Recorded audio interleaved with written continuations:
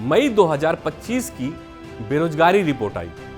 बेरोजगारी दर 32 महीने में सबसे निचले स्तर पर 6.9% पर आ गई है। लेकिन क्या वाकई ये अच्छी खबर है या फिर ये आंकड़े उन हजारों युवाओं की आवाज को छुपा रहे हैं जिन्हें काम नहीं मिला या उन्होंने काम की तलाश ही छोड़ दी?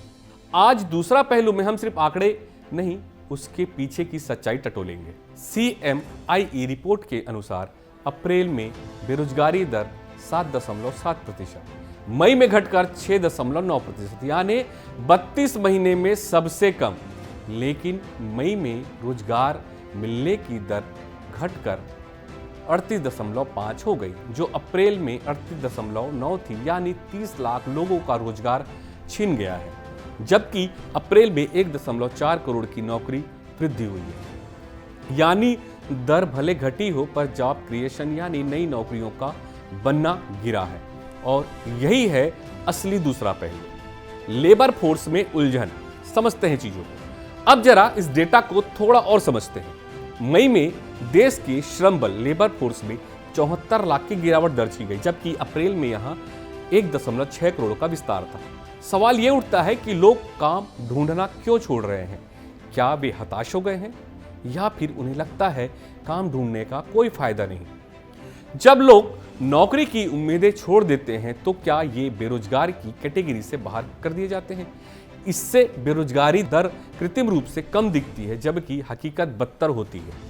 चलिए अब नजर डालते हैं ग्रामीण और शहरी रोजगार की स्थिति पर। ग्रामीण भारत बेरोजगारी दर 7.5% से घटकर 6.1, 48 लाख बेरोजगार कम हुए। शहरी भारत बेरोजगारी दर पर 8.1% से बढ़कर 8.4, 3.3 लाख बेरोजगार बढ़े। इसका अर्थ यह है कि रोजगार में सुधार मुख्यतः गांव में हुआ है, जो शायद खेती, मनरेगा या सीजनल रोजगार के कारण आया हो।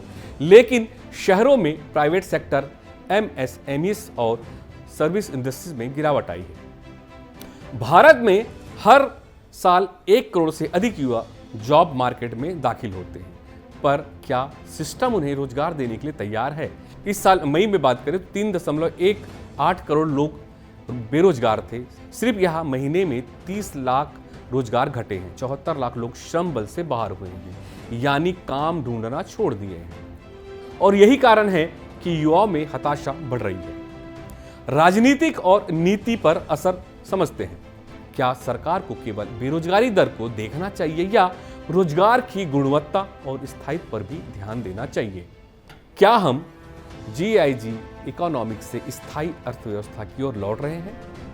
बेरोजगारी दर घट रही है पर रोजगार नहीं बढ़ रहे हैं। यह उस घर की तरह है जिसमें दरवाजा खुला है लेकिन भीतर बैठने की जगह नहीं है।